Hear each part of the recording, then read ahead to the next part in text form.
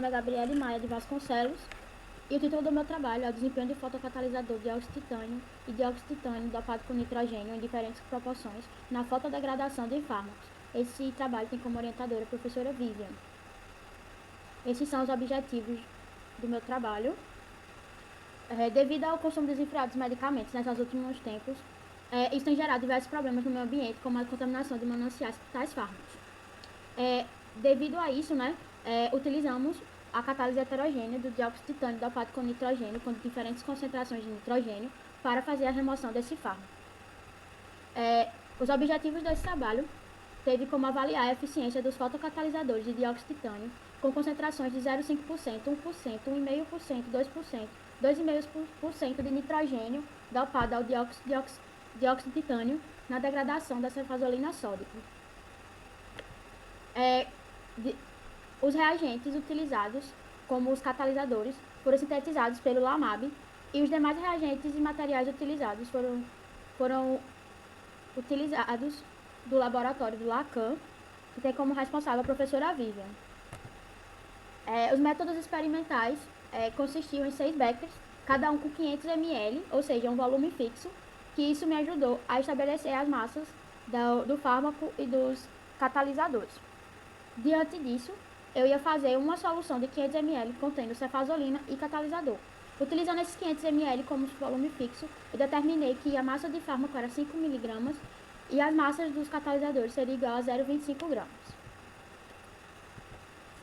Os ensaios foram realizados em 2 fases. A primeira fase, na fase escura, onde eu fiz as soluções do catalisador mais o fármaco, coloquei no jar teste e tampei com uma caixa, de forma que ficasse totalmente escuro. Isso ocorreu durante 30 minutos. No início dessa fase, eu colhi amostras, centrifuguei e medi a absorvância delas no espectrofotômetro. E ao final, eu fiz a mesma coisa. Na segunda fase, que foi a fase do sol, eu levei as minhas soluções junto com oxigênio, ou seja, eu também coloquei oxigênio na primeira fase. Na segunda fase, no sol, foi o oxigênio já teste com as soluções. E nisso, eu colhi amostras no início desse experimento na fase do sol e também em outros tempos pré-estabelecidos, que terá mais na frente. Aqui eu tenho a curva de calibração da cefazolina sódica, onde eu consigo linkar as absorvâncias à concentração de fármaco, ou seja, de acordo com a absorvância que eu leio no espectrofotômetro, eu consigo determinar a concentração de fármaco naquela solução. Aqui eu tenho o primeiro ponto, que é o tempo zero da fase escura, onde eu consegui medir a concentração de fármaco utilizando a absorvância da curva e a curva de calibração da cefazolina. Aqui é o ponto 2, que foi ao fim da fase escura. Aqui é o ponto 1 da fase sol, que foi o tempo zero. Assim que eu coloquei no sol, eu colhi essa amostra. Aí depois eu segui e fiz o ponto 2, o 3, o 4, o 5 e o 6, que foi o último ponto da fase sol, onde eu também medi as absorvâncias e consegui achar a concentração de fármaco naquele ponto.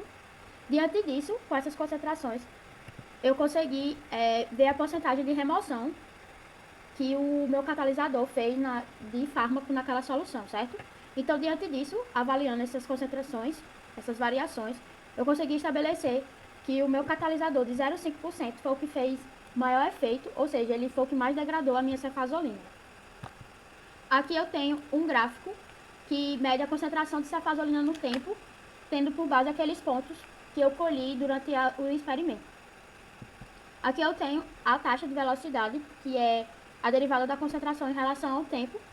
Com esse gráfico é possível observar que já no final do experimento, essa taxa tende a zero, o que significa que a velocidade vai tendendo a ficar constante. Esse trabalho tem como conclusão avaliar a eficiência dos catalisadores usando as diferentes concentrações de nitrogênio.